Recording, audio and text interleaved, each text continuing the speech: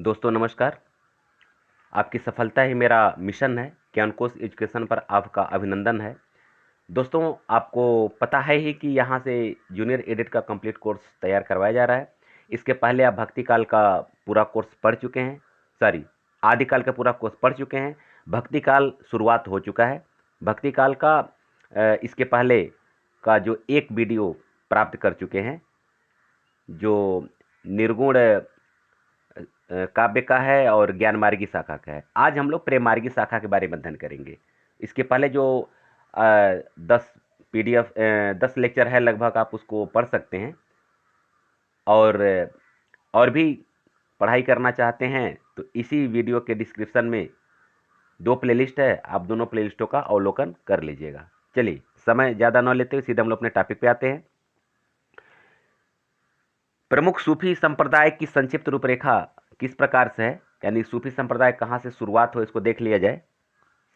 तो देखिए, चिश्ती संप्रदाय जो है, इसके आदि प्रवर्तक कौन है? अबुल्लाह चिश्ती। और भारत में इसके प्रवर्तक हैं मोइनुद्दीन चिश्ती। इनका समय क्या रहा है? 12वीं शताब्दी का उत्तरार्ध रहा है। इसी तरह से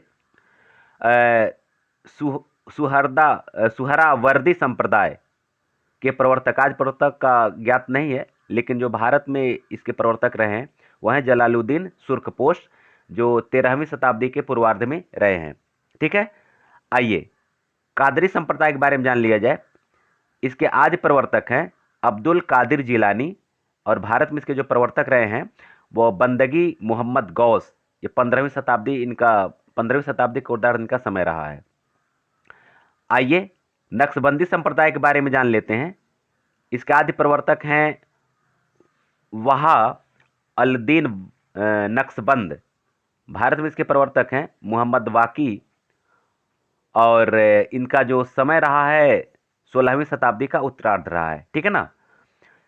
सूफी दर्शन को तवस्सुफ कहते हैं। यहाँ से एक प्रश्न बन सकता है, इसको ध्यान दीजिएगा। तवस्सुफ किसे कहते हैं? ठीक है ना, यहाँ से एक प्रश्न आपका बनेगा। और सूफी शब्द की व्युत्पत्ति के संबंध में जो मत है किस तरह से, देख लीजिए। कुछ लोग सूफी मूल शब्द जो है इसका अर्थ ऊन से लेते हैं, कुछ लोग सूफ का मतलब पंक्ति से लेते हैं, कुछ सूफ का मतलब चबूतरा से लेते हैं, कुछ सोफिया यानी विद्या से लेते हैं, कुछ सफा यानी पवित्र या निर्मल से लेते हैं। विभिन्न विद्वानों का विभिन्न मत है। और सूफी या प्रेम मार्गी शाखा के प्रथम कवि और प्रस्तोता कौन है, इसको जरा देख लीजिए।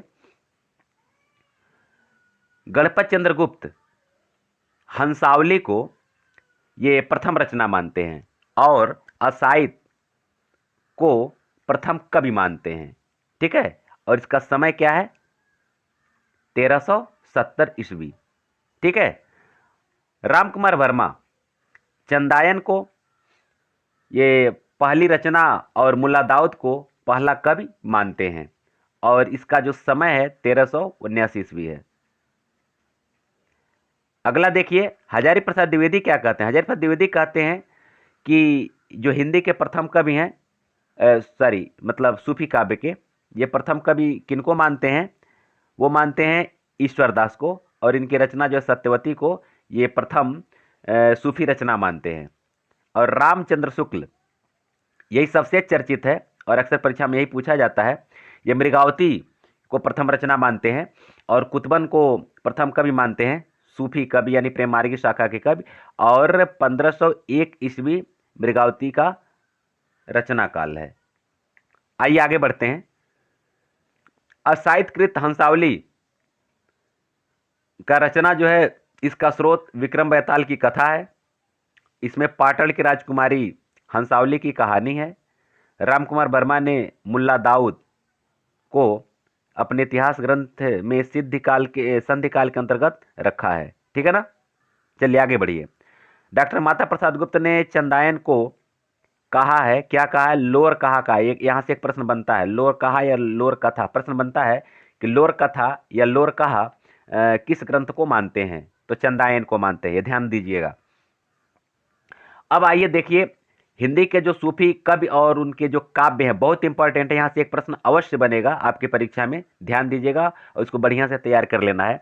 इसमें भाषा और प्रयुक्त छंद नहीं आता है, ये 2 टॉपिक। फिर भी आप इसको देख लेंगे एक बार सरसरी नज़र से, जो आता हो मैं आपको बता देना चाहता हूँ।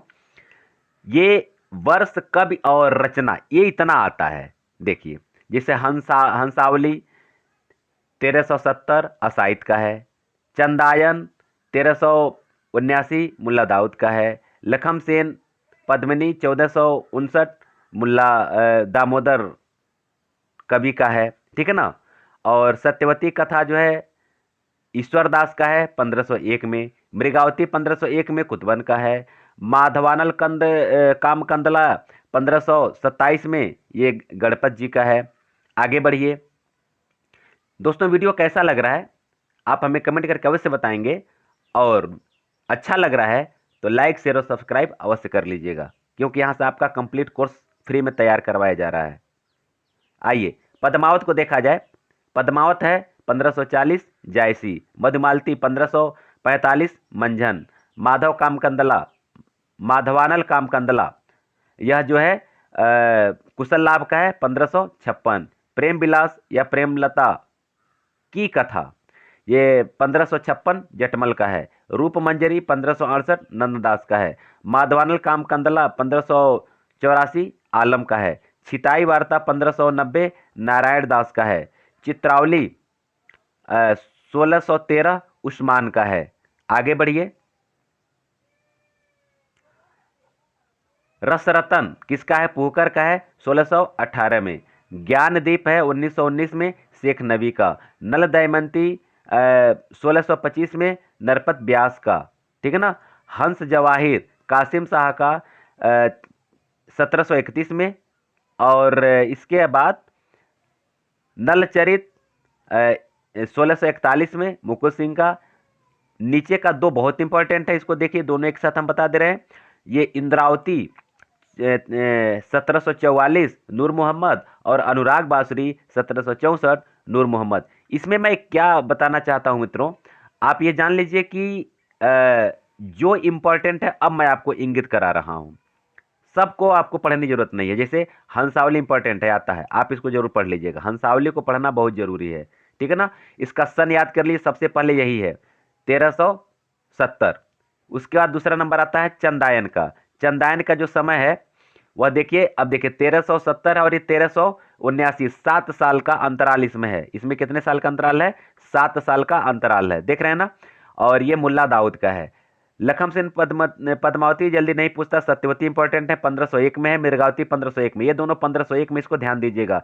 सत्यवती ईश्वरदास का, मृगावती कुतबन का, ये दोनों ध्यान दे दीजिएगा, ठीक है ना। इसका कुछ अपना कोडवर्ड बना लीजिएगा, इसी तरह से आपको याद करना है। 1370, 1379, 1501, 1501, ठीक है ना। ये माधवल कामकंदला बहुत इंपॉर्टेंट नहीं है, लेकिन खैर ध्यान दे दीजिएगा। फिर उसके बाद से पद्मावत का नंबर आता है 1540। अब देखिए 1501 के बाद 1540 पद्मावत का है। इसी एक सीरियल से याद करेंगे ना तो आसानी से याद हो जाएगा। और फिर उसके बाद से मधुमालती देखिए, ये 40 में ये है तो 45 में क्या है? मधुमालती है। और इसके मंजन है, मधुमालती मंजन मौस, इनका दोनों लोगों का नाम आ रहा है। माधवानल कामकंदला बहुत इंपॉर्टेंट नहीं है। आगे बढ़ते जाइए, जो इंपॉर्टेंट मैं बता रहा हूँ। अब आइए चित्रावली। चित्रावली इंपॉर्टेंट है, ये अक्सर पूछा जाता है। चित्रावली को देखिए, अब ये 1613 ईस्वी है। रस रतन भी कभी कभी पूछ देता है, 1618 है। ज्ञानदीप इंपॉर्टेंट है 1619। अगर आप रस रतन को ध्यान नहीं देते हैं, लेकिन इन दोनों को बहुत इंपॉर्टेंट है। 1613 में आपकी रत्नावली, और ज्ञानदीप जो है कि 1619 में, ये दोनों इंपॉर्टेंट है। रत्नावली उस्मान की है और ज्ञानदीप शेख नबी की, बहुत इंपॉर्टेंट है। इसके बाद सबसे अच्छा और सबसे महत्वपूर्ण प्रश्न है ये हंस जवाहिर, ये 1700। अब देखिए 1600 में दो है, क्या क्या है? 1600 में दो रचना, आपको इसी तरह याद करना है। 1600 में दो रचना है, 1613 में, 1619 में। क्या है? ये आपका चित्रावली और ज्ञानदीप है। हंस जवाहिर, अब आ जाइए, घुस जाइए 1700 में। 1731 में हंस जवाहिर है, 1744 में इंद्रावती है, और 1764 में क्या है? अनुराग बांसुरी है। तो 1700 में, यानी 1700 के बाद वाले में क्या क्या है? 31, 44 और 64। तो 31 है हंस जवाहिर, 44 है आपका इंद्रावती, और 64 है अनुराग बांसुरी, ठीक है ना। ऐसे आप रिलेट करके याद कर लेंगे।